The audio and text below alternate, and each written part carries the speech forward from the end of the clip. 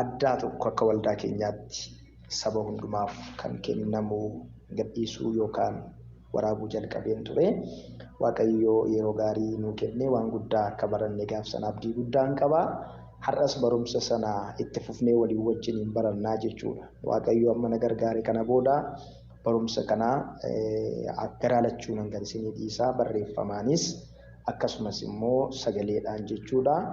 Namoonni barreeffamni dubbisuun isinii mijatu dubbisaan, namoonni dhaggeeffachuun isinii mijatu immoo dhaggeeffachuudhaan karaa lachanuu akkamitti waan na barbaannu yookaan barannu sana guddifachuu dandeenya kan jedhu irratti xiyyeeffachuudhaan karaa lachanuu barumsa qophaa'edha. Kutaa lammaffaa isaatti fufna jechuudha walii wajjin. Waaqayyo maqaan isaa kan eebbifame haa ta'u. Dhugaadhumatti Waaqayyo nutti dubbata nu barsiisa.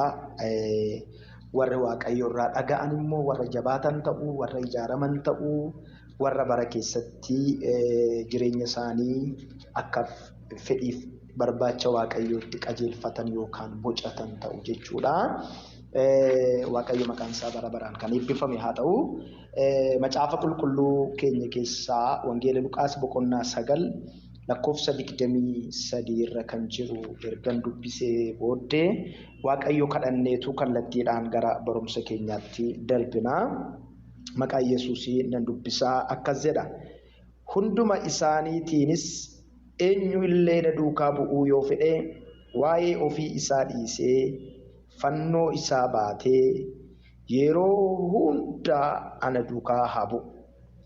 Namni jireenya isaa ulfachuu yoo barbaade jireenyi isaa duraa hin fudhatamu. Garuu anaaf jedhee jireenya isaa kan kennu isa in oolfata.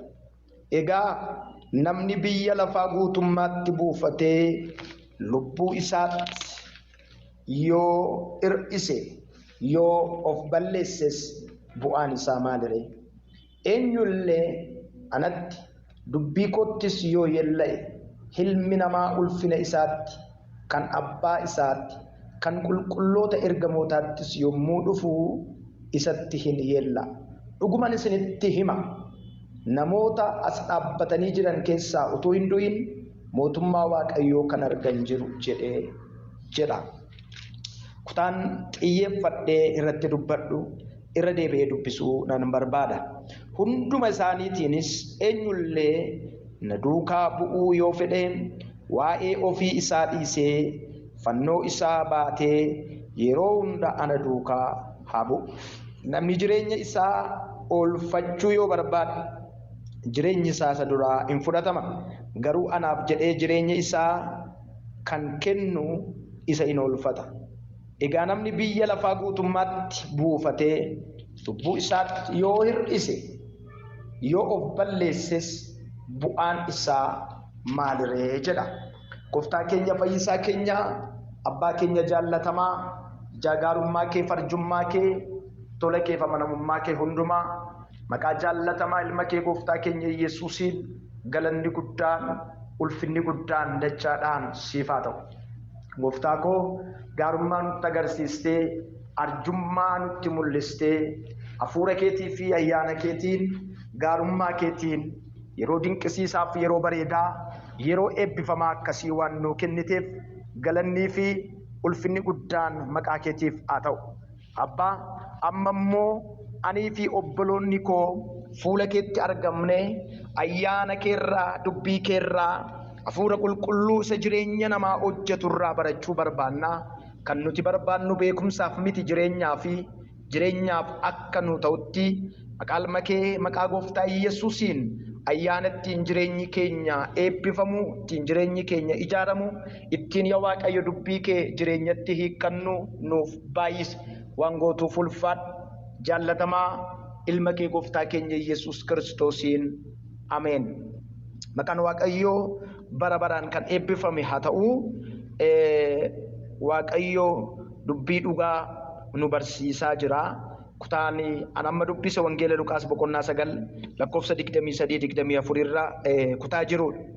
Akkuma torbee darbe isiniif kaasuuf yaale barumsi kun akka waldaa keenyaatti akka waldaa dibata hafuura Waaqayyoon barbaadutti barumsa xiyyeeffannoo guddaan itti kennamee jireenya namoota hundumaatiif hin barbaachisaa. Nama hundumaa gara kaayyoo Waaqayyo barbaadutti guddisa jennee barumsa kennuu jalqabneedha. Kutaa tokkoffaasaa waliin wajjin barannee turre. Har'a kutaa lammaffaasaa waliin wajjiniin baranna.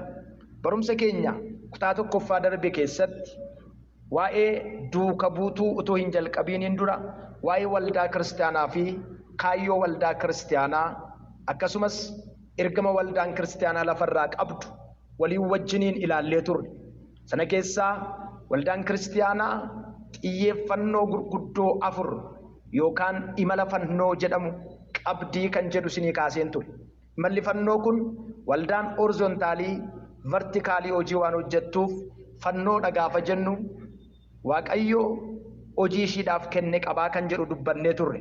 Isaa keessaa inni tokkoffaan waldaan barachuu qabdi, sabni barachuu qabaa, namni dubbii Waaqayyoo barachuu qabaa, namni dubbii Waaqayyootti guddachuu qabaa kan jedhu ture inni tokkoffaan. Isa kana waa'ee barumsaa akkamitti baranna, maal barannaa, eenyutu nu barsiisaa kan jedhu waa bal'ifnee guyyaa biraa waliin wajjin ilaalla.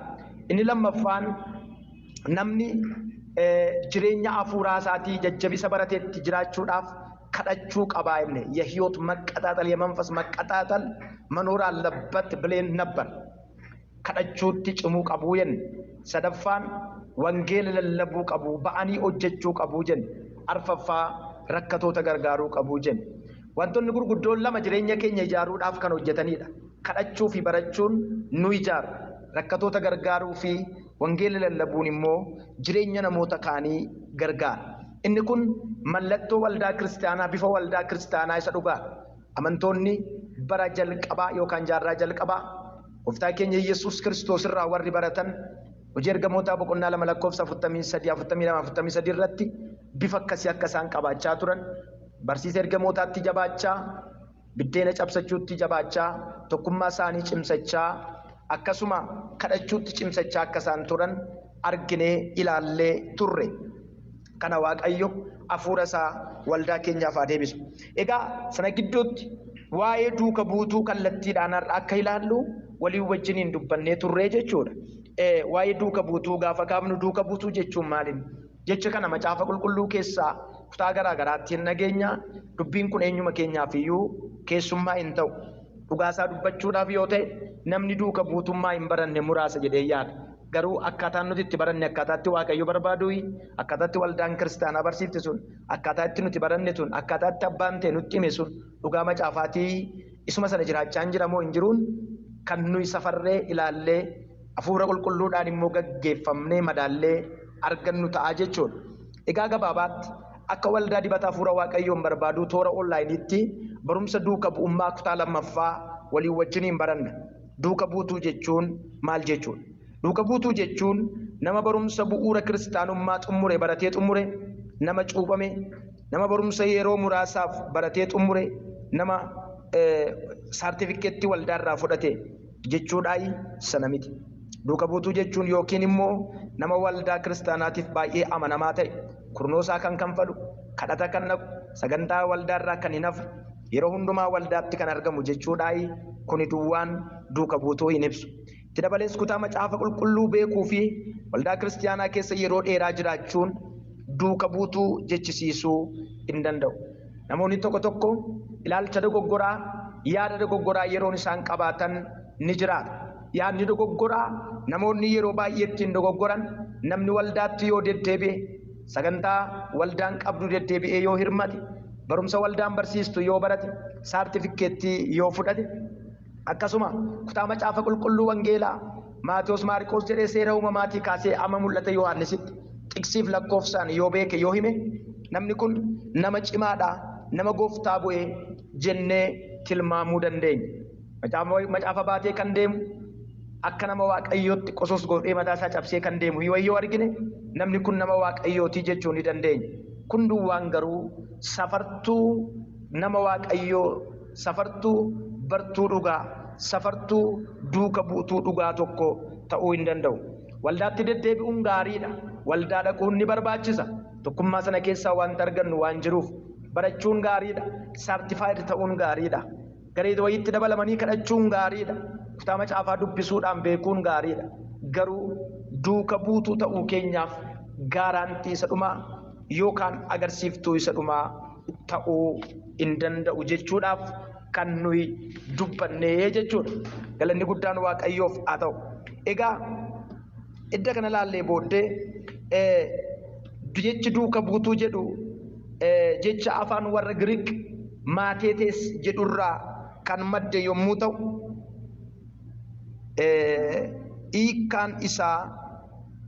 hiikni isaas yaada hojiitti hiikame beekumsa argachuuf jecha kan barataan waan barate irratti jabaatu yoo ta'u waan barsiisaan jedhus dhaga'anii raawwachuudha.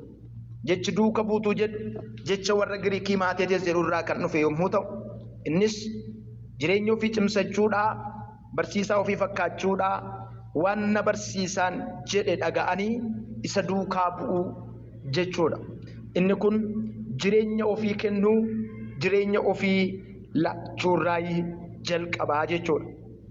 Yaada kana macaafa kakuu haaraa keessatti kutaa baay'eetti kan argannu yoo ta'e illee Luqaas boqonnaa 9 lakkoofsi 23 akka ka'umsaatti kutaan ani jalqaba dubbise sana fudhachuun hin danda'amu. Kutaa sana keessatti namni ana duukaa bu'uu barbaadu isin keessaa yoo jiraate jalqaba irratti ofiisaa aaganu waa'ee mataa isaatii dhiisu fannoo koo abaadhatu hamma dhumaatti immoo ana wajjin adeemuu kan jedhu argina. Jechoonni kun kutaawwan macaafa qulqulluu hedduu keessaa kutaa caqasa dabalataa qabanidha. Kutaan kun garuu kutaa nuti baay'ee abdeet goonee balballoomsinee ol kaafnee walii wajjiniin dubbisnuudha. Maqaan Waaqayyoo bara baraan kan eebbifamee fi kan galateeffame haa ta'u. Wangeelaa Luqaas boqonnaa 9 lakkoofsa 23 iddoon ani jalqaba dubbisetti hunduma isaaniitiinis eenyullee ana duukaa bu'uu yoo fedhe waa'ee ofii isaa dhiisee fannoo isaa baatee yeroo hundumaa ana duukaa haa bu'u. Waa'ee ofii isaa dhiisee fannoo isaa baatee yeroo hundumaa ana duukaa haa bu'u. Namni jireenya isaa oolfachuudhaaf nama narsiifatu jireenya isaa hin dhaba. Namni jireenya isaa dabarsee kenne jireenya isaa hin argata. Egaa namni biyya lafaa kana guutummaatti buufatee kan isaa godhate Kiristoosin yoo dhabe maal bu'aa isaaf qabaree jedha macaafni qulqulluun. Namni biyya lafaa keessatti barumsa guddaa baratee beekamee ittis milkaa'ee biddeena nyaachuu ni danda'a. Daldalee qarshii walitti qabatee ittis milkaa'ee abbaa qabeenyaa jedhamuu ni danda'a. Firoota baay'ee qabaatee tuuta baay'ee keessaan marfamee deddeebi'uu ni danda'a. Isaan kana keessa Kiristoos hin jiru taanaan of balleessuu yookaan of gatuu jedhameetu amanamaa jechuudha. Maqaan Waaqayyoo bara baraan kan eebbifame haa ta'u.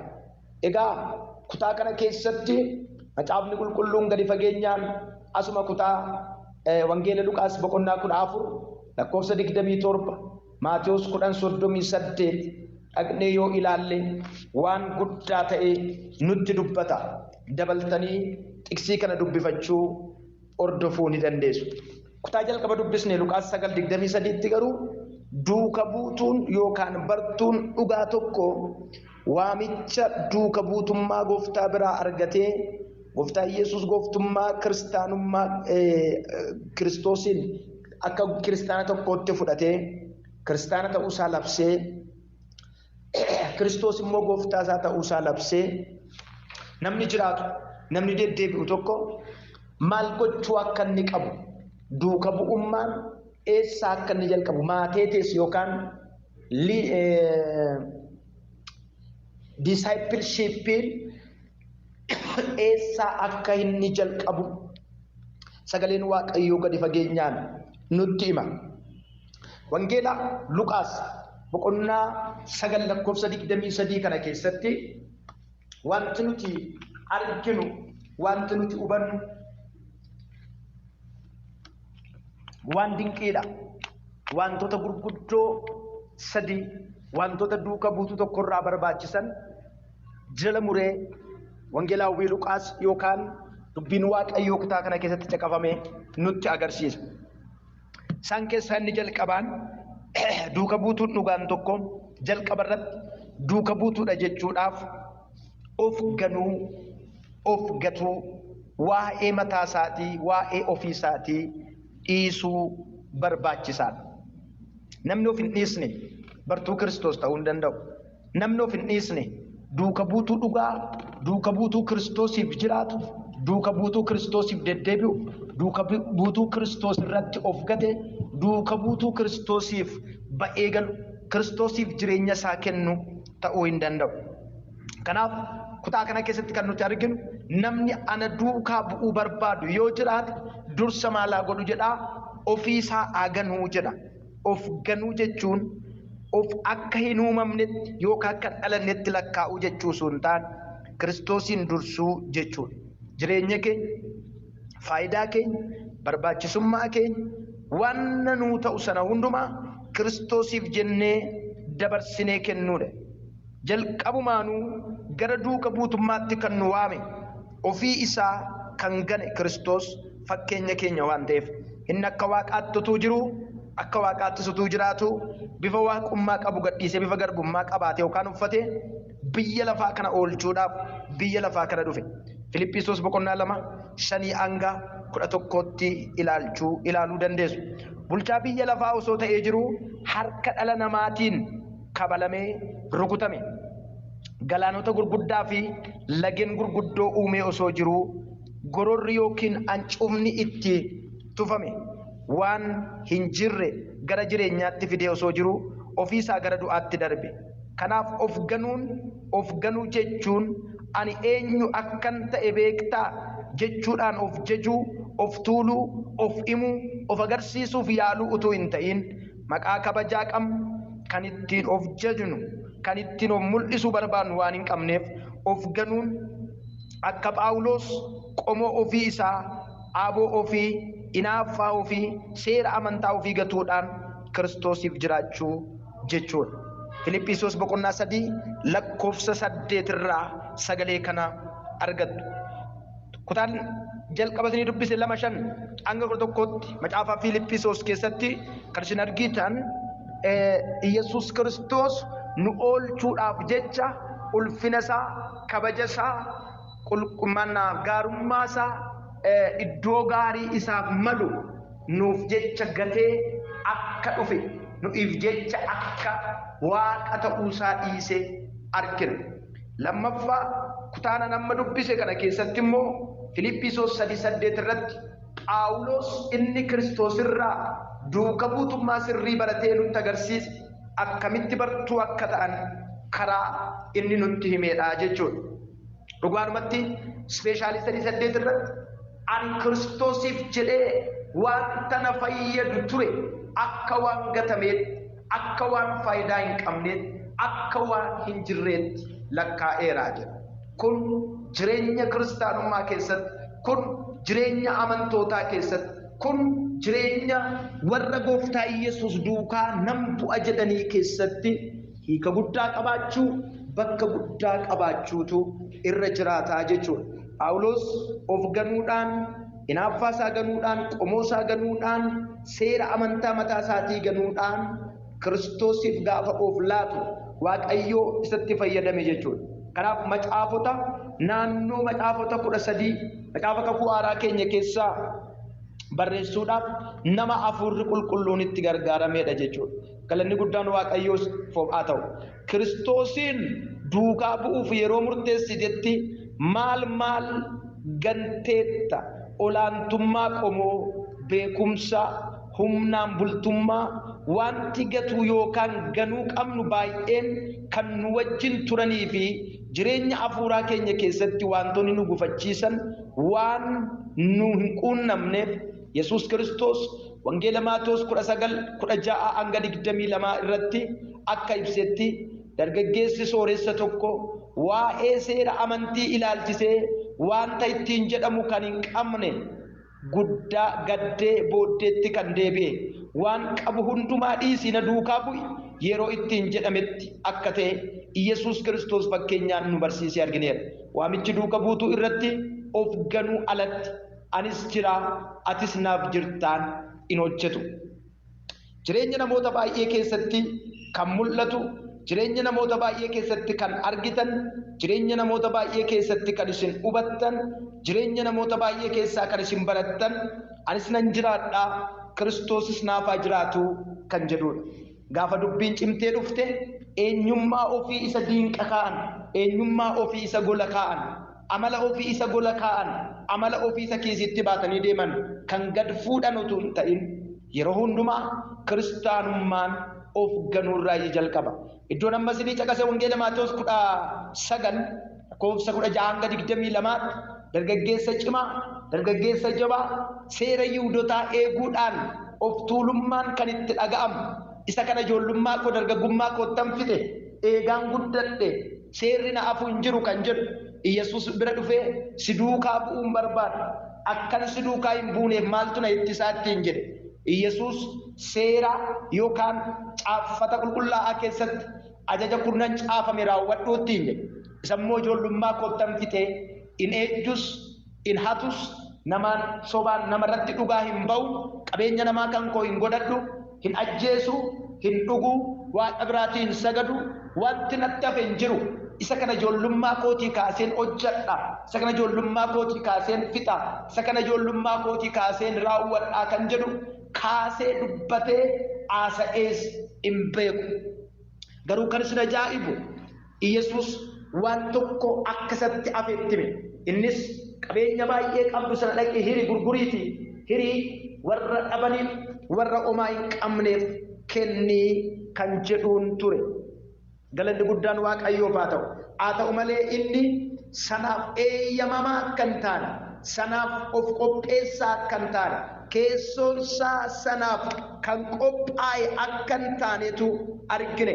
Iyesuus jecha kana gaafatti dubbatu fuula guuree aaree dheekkamee Iyesuusin dhiisee dugda duubatti deebi'ee jedha. Egaa maal argina? Anis birriin koo ana keessa haa jiraatu, atis na keessa jiraadhu jecha jedhame sanaa jechuudha. Jecha kana Phexros Luqaas wangeela Maarqos 9:23 booda kutaa jiru dhattanii gaafa laaltanii tulluu tokkotti mul'atatti agarsiise. Iyesuusin wajjin gaara tokkotti ol baaniitoo jiranu Maarqos, Yaaqoob, Yohaannisii fi Phexrosin wajjin utuu kadhataa jiranu achitti Eeliyaasiinis Museedhaanis arganiidha.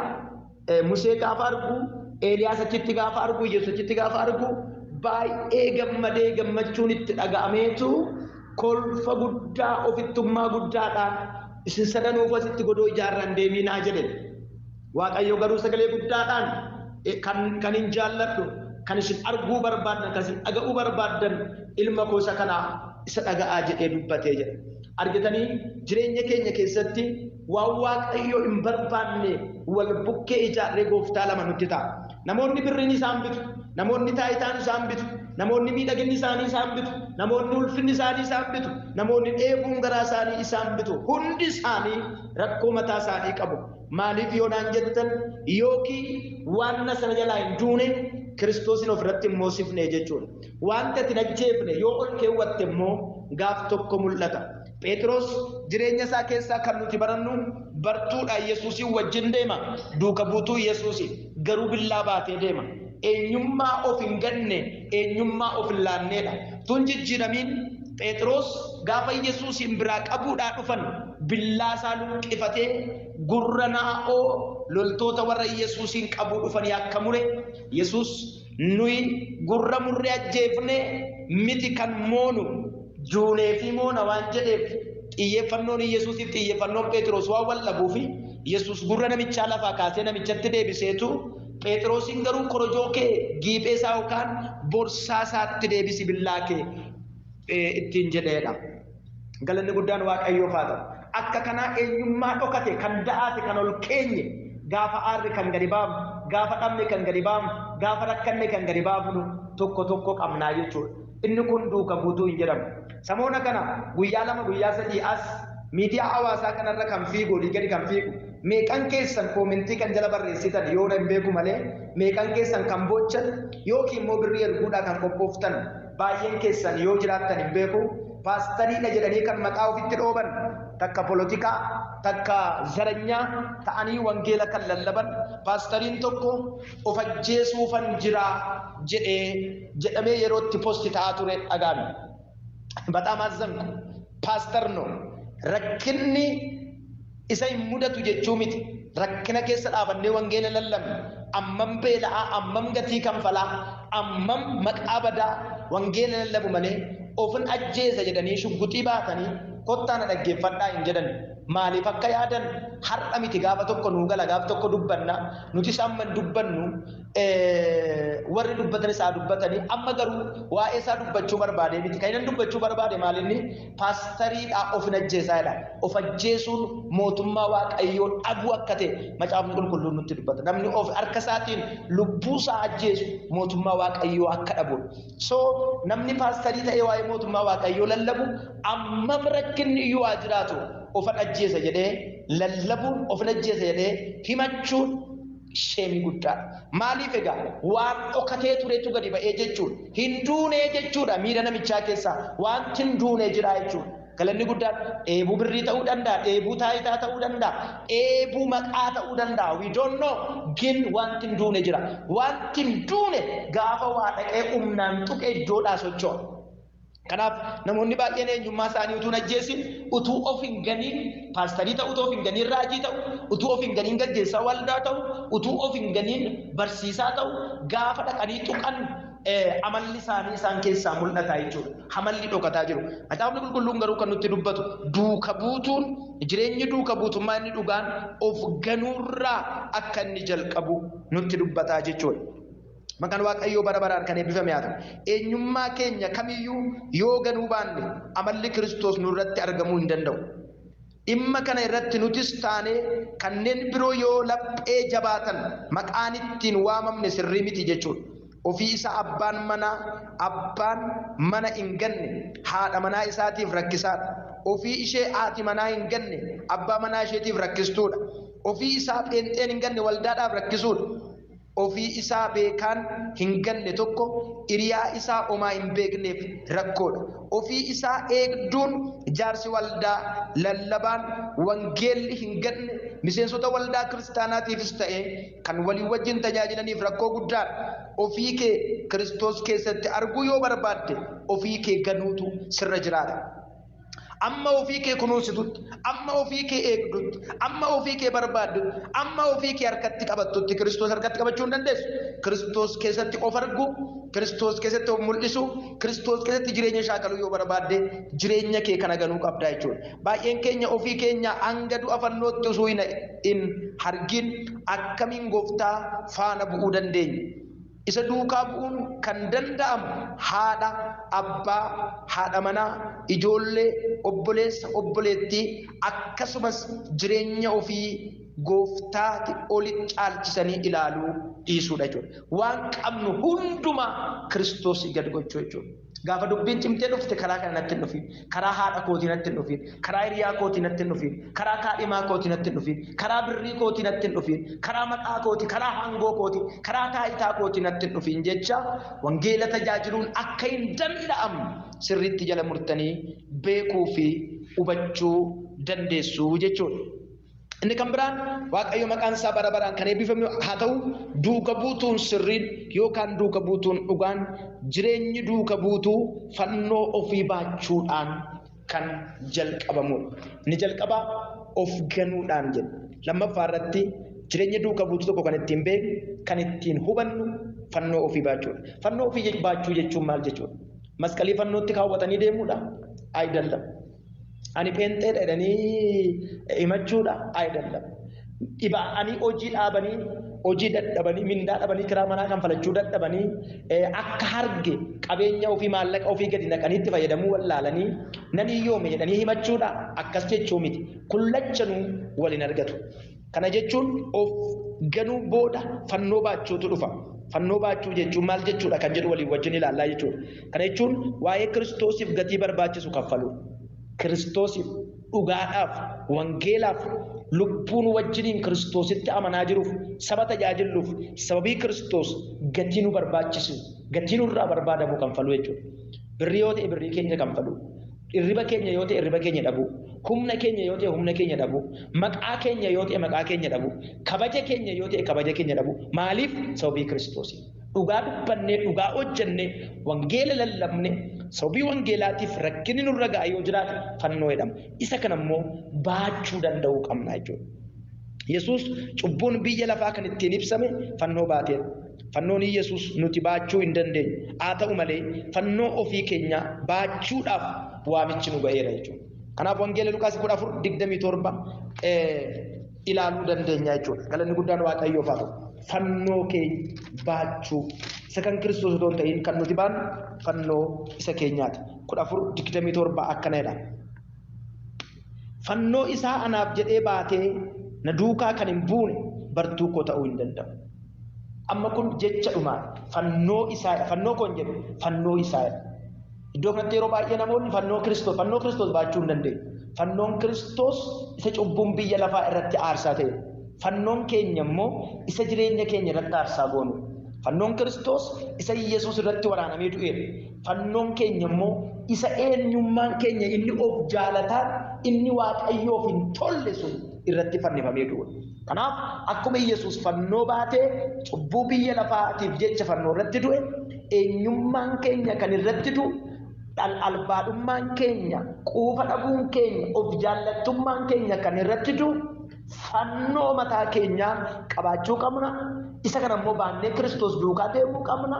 Yeroo hundumaa nurraa eegamaa jechuudha. Fannoo baachuu jechuun dhugaaf wangeelaaf Kiristoosiif aarsaa nurraa barbaadamu amma du'a lubbuutti yoo ta'e kanfaluu danda'u jechuudha. Kan hin taane taanaan ani Kiristoos gaafan beela eengana taanaan, ani Kiristoos gaafan maqaa dhabe eengana taanaan, ani Kiristoos gaafa firti nagatee riyyaan nagatee duuba deebi'e eengata taanaan, ani Kiristoos gaafa miiltoon nagatee deebi'e eengana taanaan Kiristoos duukaa bu'uu hin danda'u. Kiristoos duukaa deddeebi'uu hin danda'u. Kiristoos duukaa ba'ee galuu hin danda'u. Kiristoos duukaa tarkaanfachuu hin danda'u. Kiristoos duukaa wajjin tarkaanfachuudha inni jalqabaa waan ani gochuu qabu yoo jiraate ofii koo ganu. Iddeen of gane immoo fannoo koo baachuuf. Galanni guddaan Waaqayyoof haa ta'u. Fannoo baachuun rakkoo gaa'ila keessatti nu mudatu jechuu miti. Fannoo baachuun rakkoo dinagdee keessatti, rakkoo faayinaansii nu mudatu jechuu miti. Rakkoo fannoo baachuu jechuun coggaarraa dhukkubsachuu, kalee dhukkubsachuu yookaan immoo dhukkuba kan biraa dhukkubsachuu jechuu miti. Isaan kun hundumtuu furmaata mataa isaanii qabu, rakkina mataa isaanii qabu. Namichi kutaa mana barumsaa dhaqee seeraan dubbisee barsiisaa isaa hordofee qormaata hojjetee darbuu dadhabee yoo kufe fannoo kooti jechuu hin danda'u. Baraasuu dikaamnoo yoo wadda qabu. Namni hojjetee of jijjiiruu danda'u tokko of jijjiiruu dadhabee waan ittiin shaayii dhugu, waan ittiin daabboo nyaatu gaafa dhabe fannoodha jechuu hin dandeenye. Tarii wangeelaaf baatee too wangeela lallabduu biddeena yoo dhabde, wangeelaaf baatee too tajaajiltuu yoo daaru, wangeela too tajaajiltuu yoo kuftu, wangeela too tajaajiltuu yoo qullaa taate, wangeelaaf jiraachaa dhugaaf jiraachaa sun yoo si mudate fannoo ta'uu danda'a jechuudha. Galanni guddaan Waaqayyoof haa ta'u. Rakkoowwan yeroo tokko nu mudatan yeroo gabaabaa keessatti furaman tokko rakkoo fannoo goonee ilaaluu hin dandeenyu jechuudha. Yeroodhaaf yoo dhabne yeroo ta'eef ni argannaa jechuudha. Yeroof yoo nu dhukkubsate nu dhukkube yeroo ta'e hin fayyinaa jechuudha. Yoo ta'uu baate du'aan furamaa jechuudha. Fannoo baachuun waa'ee Yesuusiif gatii kanfalamuu qabuudha jechuudha. Galanni Waaqayyoof kan isaa ta'uu keenya irraa kan ka'e namaa fi seexana irraa biyya lafaa irraa mormii nutti dhufu hundumaa hanga du'a lubbuutti adeemuudhaan mo'achuudhaaf wal'aansoo nuti goonutu fannoo jedhama jechuudha. Fedha Waaqayyoo raawwachuudhaaf yaada seexanaa fi biyya lafaa kana diduu jechuudha. Yesuusiif bitamuudhaaf gatii nuti kanfallutu fannoo jedhama. Isa faana bu'uu keenyaaf murtoo nuti goone rakkoo nurra ga'u fudhachuudhaaf qophaa'uutu fannoo baachuu jedhama jechuudha. Kanaaf duuka buutuun dhugaa tokko of ganuudhaan Kiristoosiif jiraachuudhaan gatii dhugaadhaaf kanfaluudhaan maal ta'a jechuudha duuka buutuu dhugaa ta'a jechuudha. dhibaa'ummaa kootiin qabxii gadaanaa argachuu kootiin hojii hojjedhee hojjechuu dhiisuudhaan dabaltii mindaa dhabuu kootiin amalli koo jijjiiramuu dhabuudhaan kan na ceephamu kan haati manaan kan abbaa manaa ceephamu abbaan manaa kan haadha manaa ceephamu hiriyyaan kan hiriyaa ceephamu nama amalan tolle jechuun fannoo baachuu jechuu miti. Kun hundinuu kan nurra ga'u Gooftaa Yesuus duukaa bu'uu koo qofaaf, Gooftaa Yesuus duukaa deddeebi'uu koo qofaaf, Gooftaa Yesuus duukaa ba'ee galuu koo, Gooftaa Yesuus duukaa tarkaanfachuu koo qofaaf gatiin narra ga'u, rakkinni narra ga'u yoo jiraate isa sana baachuu danda'uudhaan fannoo jennaa jechuudha. Walumaa galatti barumsa keenya guyyaa har'aa keessatti hiika duuka bu'ummaan of ganuu, waa'ee mataa ofii keenyaa dhiisuu fi fannoo keenya baachuun gatii kiristaanummaan nama kanfalchiisu kanfaluudhaaf jiraachuu sanaaf of qopheessuu akka ta'e waliin wajjiniin baranna. Barumsa keenya kutaa sadaffaa kutaa itti aanu keessatti duuka bu'ummaan hamma dhumaatti deemuudha kan jedhu itti fufnee walii wajjin baranna. Isa dhageenyi Gooftaan keenya fayyisaan keenya nuuf eebbisu. Har'aaf barumsa duuka bu'ummaa kutaa lammaffaa barachaa turre asumatti xumurra. Maqaan Waaqayyoo haa eebbifamu. Daqiiqaa 2 kan caalu Waaqayyo kadhanna. Qulqulluu Waaqayyo Gooftaa maccaa Waaqniif lafti ulfina keetiin kan guute, dadhaboota gargaartee humna keetiif kan dhaabdu ittiin kan hojjettu, rakkinoota jireenya namootarraa kan furtu, karaa kan namatti agarsiistu. Abbaa keenya fayyisaa keenya jaagaarummaa kee tola kee hundumaa maqaa kee Gooftaa Yesuusiin galanni siif haa ta'u. Ayyaana kee nuuf baay'istee gaarummaa nutti mul'iftee cubbuu keenya nu dhiistee fannoo keenya waan nu baachifteef ofii kee fannoo keenya baattee nutis fannoo keenya baannee biyya lafaa kanarra siif akka jiraannu duuka buutuu kee taanee faana kee akka hordofnu isati dhiiste akka dhiisnu isati jaallatte akka jaallannu isati jibbite akka jibbinu isati mormite akka mormitu isa ati kan kooti jette keenya akka jennu isati diina jette diina akka jennu afaan kee taanee akka dubbannu miilla kee taanee akka deemnuuf ayyaana